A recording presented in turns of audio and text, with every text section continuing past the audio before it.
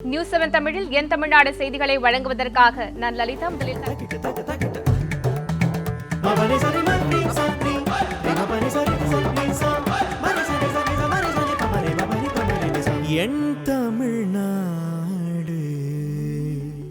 தமிழர் திருநாளாம் பொங்கல் பண்டிகை தமிழகத்தின் பல்வேறு பகுதிகளில் இன்று கொண்டாடப்பட்டது. வீடுகளில் அதிகாலையில் எழுந்து குளித்து புத்தாடை அணிந்து புதுப்பானையில் புத்தரிசி இட்டு மக்கள் பொங்கல் சமைத்தனர். பின்னர் கரும்பு, மஞ்சள் உள்ளிட்டவற்றை வைத்து படையலிட்டு வழிபாடு நடத்தினர். எல்லாரும் நல்லா இருக்கணும், உலகம் ஒற்றுமையாக இருக்கணும், அமைதியை காக்கணும். பணம் இல்லாத டைம்லேயும் நாங்கள் கொண்டாடுறதை நீங்களாம் பெருமையாக எடுத்துக்கணும்.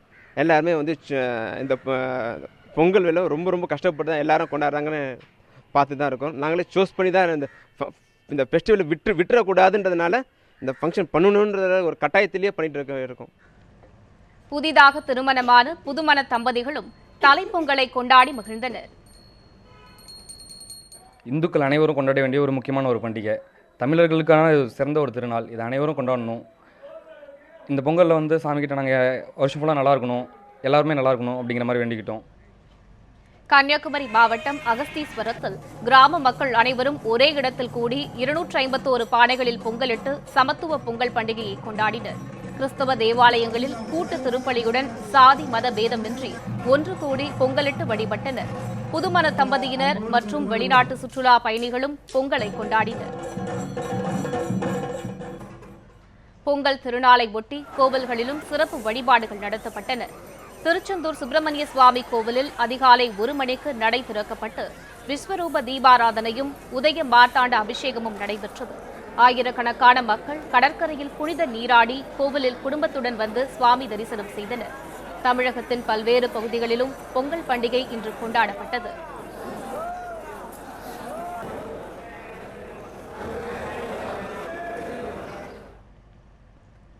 ஜல்லிக்கட்டு நடத்த நடவடிக்கை எடுக்காத மத்திய அரசை கண்டித்து அவனியாபுரத்தில் நடைபெற்ற போராட்டத்தில் இயக்குநர் கௌதமன் உள்ளிட்டோரை போலீசார் தடியடி நடத்தி கலைத்தனர். மதுரை அவனியாபுரம் பேருந்து நிலையம் அருகே ஜல்லிக்கட்டு நடத்த மத்திய அரசு நடவடிக்கை எடுக்காததை கண்டித்து இளைஞர்கள் போராட்டத்தில் ஈடுபட்டனர். போராட்டத்திற்கு ஆதரவு தெரிவித்து இயக்குநர் அமீர், நடிகர் ஆர்யா, யுவன் சங்கர் ராஜா உள்ளிட்டோர் கலந்து கொண்டனர். இந்நிலையில் போராட்டத்தில் ஈடுபட்ட இயக்குநர் கௌதமன் உள்ளிட்டோர் மீது போலீசார் தடியடி நடத்தி தாக்குதலில் ஈடுபட்டதால் பதற்றம் ஏற்பட்டது.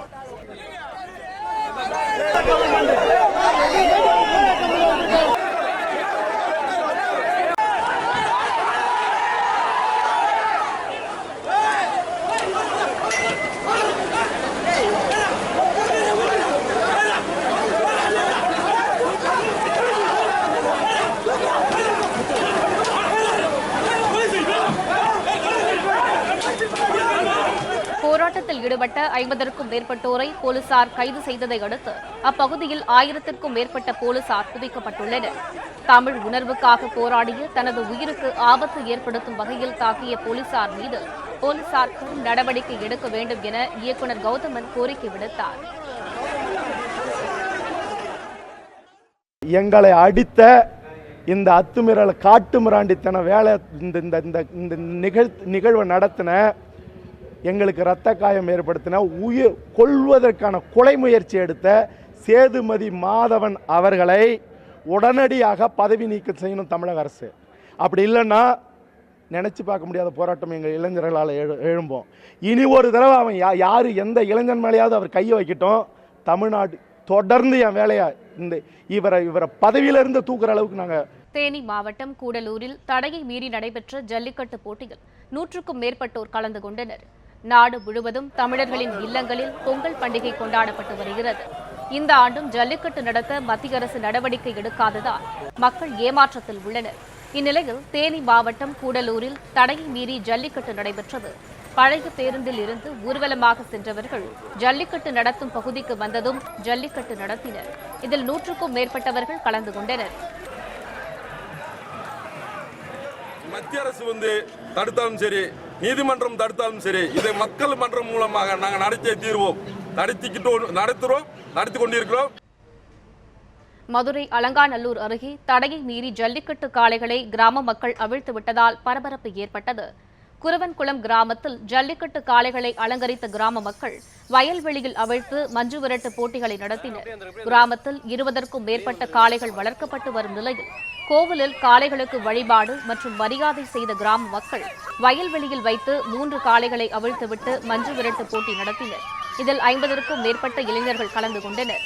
தடையை மீறி ஜல்லிக்கட்டு போட்டி நடத்தப்படும் தகவல் அறிந்து குரவன்குளம் கிராமத்திற்கு வந்த காவல்துறையினர் போட்டி நடைபெறும் இடத்திற்கு கொண்டுவர இருந்த காளைகளை தடுத்ததால் குரவன்குளம் கிராம மக்கள் கலைந்து சென்றனர்.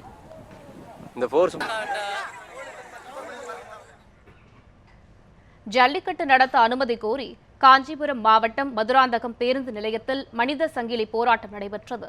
மதுராந்தகம் பேருந்து நிலையம் முன்பாக திரண்ட 300க்கும் மேற்பட்ட இளைஞர்கள் மனித சங்கிலி போராட்டத்தில் ஈடுபட்டனர். ஜல்லிக்கட்டு நடத்த அனுமதி கோரியும் பீட்டா அமைப்பை தமிழகத்தில் தடை செய்ய வலியுறுத்தியும் போராட்டத்தில் கோஷங்கள் எழுப்பப்பட்டன. மத்திய அரசும் மாநில அரசும் முடிவெடுத்து எங்களுக்கு அனுமதி தராவிட்டால் மிகப்பெரிய அளவில் எழுச்சிகரமாக நாங்கள் போராட்டத்தை நடத்தி வெற்றிகரமாக நாங்கள் எங்கள் ஜல்லிக்கட்டு. மதுரை அலங்காநல்லூரில் மாடுபிடி வீரர் ஒருவர் ஜல்லிக்கட்டு மீதான தடையை நீக்க வலியுறுத்தி செல்போன் டவர் உச்சியின் மீது ஏறி நின்று போராட்டத்தில் ஈடுபட்டுள்ளார். மதுரை அலங்காநல்லூர் அருகே உள்ள 15 பேடுமட்டி கிராமத்தைச் சேர்ந்தவர் முருகன். எலக்ட்ரீஷியனாக பணியாற்றி வரும் இவர் மாடுபிடி வீரராகவும் உள்ளார். ஜல்லிக்கட்டு போட்டிக்கு பிரபலமாக விளங்கும் அலங்காநல்லூரில் ஏற்கனவே நடைபெற்ற ஜல்லிக்கட்டு போட்டிகளில் இவர் பங்கேற்றுள்ளார். இந்த ஆண்டு ஜல்லிக்கட்டு போட்டிக்கான தடை நீங்கும் என்று எதிர்பார்த்திருந்த அவர் அது நிறைவேறாததால் தனது ஆதங்கத்தை பதிவு செய்ய அலங்காநல்லூர் தேசிய சர்க்கரை ஆலை அருகே உள்ள செல்போன் டவரின் உச்சியில் ஏறி நின்று போராட்டத்தில் ஈடுபட்டு வருகிறார். ஜல்லிக்கட்டு போட்டிக்கான தடை நீங்கும் வகையில் மத்திய அரசு அவசர சட்டம் இயற்ற வலியுறுத்தி கோஷமிட்டு வரும் அவரை கீழே இறங்க செய்வதற்கு போலீசார் பேச்சுவார்த்தை நடத்தி வருகின்றனர். இதனால் அலங்காநல்லூரில் பெரும் பரபரப்பு ஏற்பட்டுள்ளது.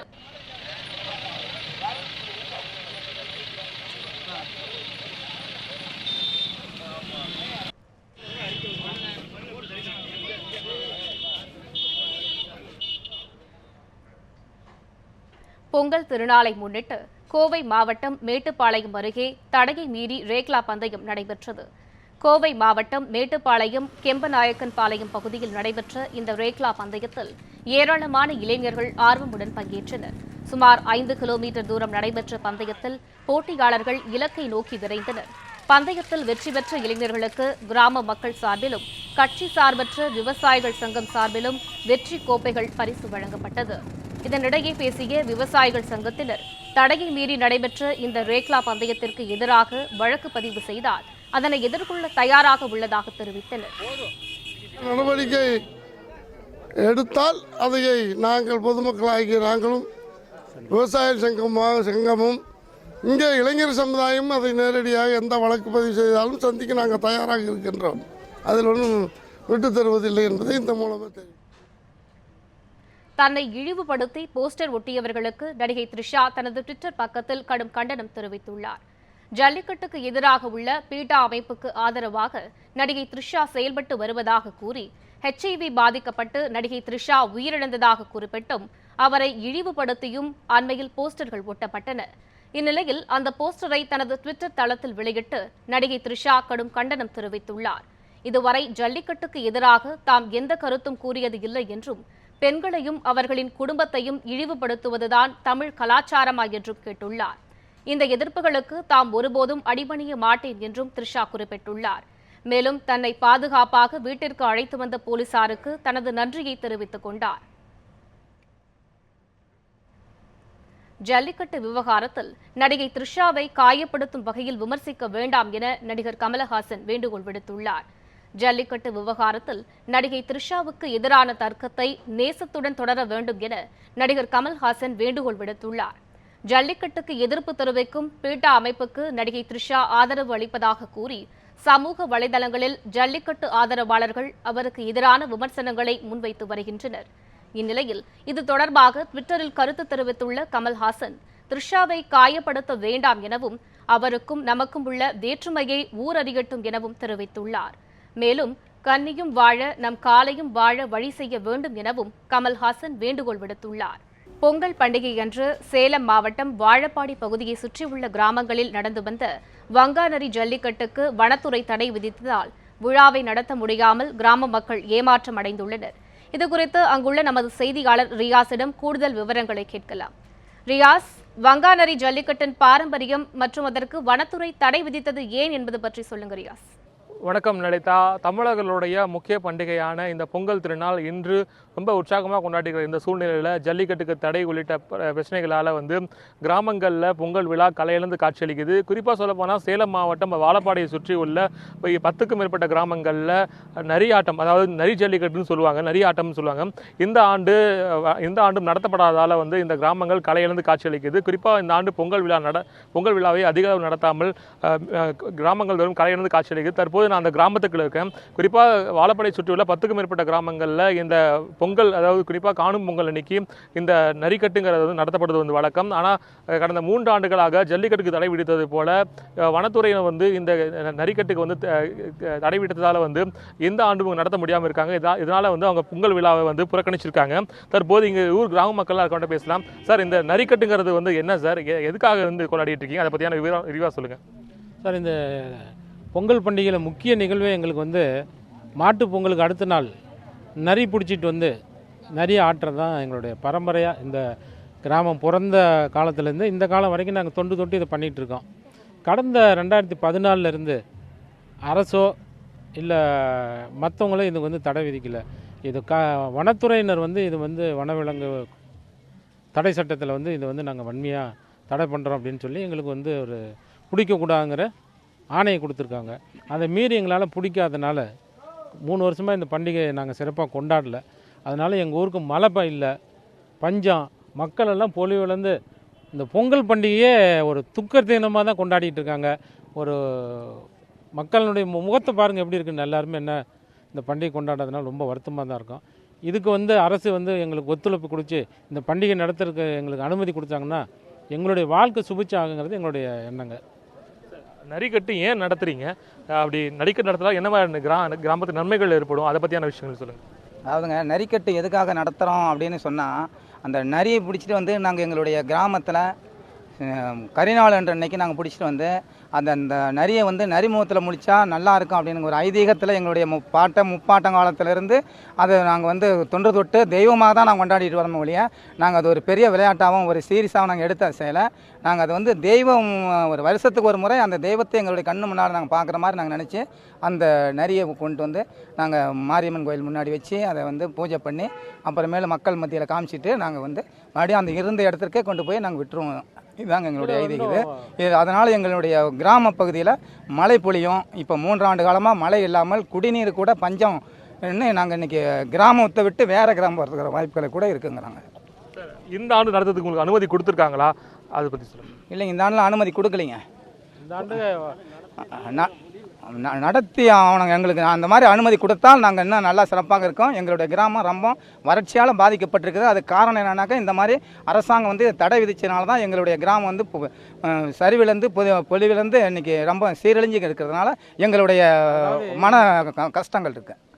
இது குறித்து நீங்கள் அதிகாரிகள் கொண்டு நீங்கள் கேட்டிங்களா, நடத்துறதுக்கான அனுமதி கேட்டிருக்கீங்களா? எங்களுக்கு காவல்துறையும் சரி வனத்துறையும் எங்களுக்கு நீங்கள் நடத்தக்கூடாது அப்படிங்கிறதுக்கு எங்கள்கிட்ட எழுதி வாங்கியிருக்காங்க.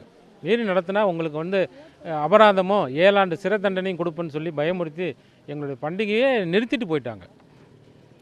இப்போ இந்த பண்டிகை நாங்கள் நடத்தலாம் அப்படிங்கிற எண்ணத்துக்கு போகிறதுக்கு வாய்ப்பு இல்லை. அவங்கக்கிட்ட எங்களுக்கு அவங்க அரசாணை காமிச்சிருக்காங்க. இந்த சட்டம் பிரகாரம் நீங்கள் நடத்துனீங்கன்னா உங்களை நாங்கள் 7 வருஷம் சிறைப்படுத்துவோம், அபராதம் விதிப்போம் அப்படின்னு சொன்னதுனால நாங்கள் மக்கள்லாம் பாருங்கள் சோகமாக தான் இருக்கிறோம். என்ன பண்ணுறதுன்னு தெரியல. நீங்கள்லாம் மீடியாக்கெல்லாம் சேர்ந்து நல்லது பண்ணிங்கன்னா ரொம்ப நல்லாயிருக்கும். லலிதா, காலமாக அதாவது இந்த கிராமத்தோட நன்மைக்காக நரிமுகத்தில் முழித்தால் நல்லது என்பதற்காக நரியை கூட்டிகிட்டு இந்த பொங்கல் திருநாள் அன்று இந்த நரிக்கட்டு நடத்துவது வழக்கம். ஆனால் இந்த 3 ஆண்டுகளாக வனத்துறை அனுமதி வழங்காதால் கிராம மக்கள் ரொம்ப சோகத்தில் இருக்காங்க. இது ஒரு தெய்வ குற்றமாகவே இந்த கிராம மக்கள் பார்க்குறாங்க. ஆகவே வனத்துறை இந்த ஆண்டாவது அவர்களுக்கு இறுதிக்கட்டமாக இந்த நரிக்கட்டு நடத்துவதற்கான அனுமதியை வழங்கணும்னு சொல்லி இந்த 10 கிராம மக்களும் கோரிக்கை விடுத்திருக்காங்க. லலிதா, ரியாஸ், இந்த சேலம் மாவட்ட பகுதியில் நடைபெறக்கூடிய அந்த வங்காநரி ஜல்லிக்கட்டு பற்றியும் இந்த ஆண்டு அது நடைபெறாததால் அங்கு இருக்கக்கூடிய சூழல் பற்றியும் விளக்கியமைக்காக நன்றி ரியாஸ்.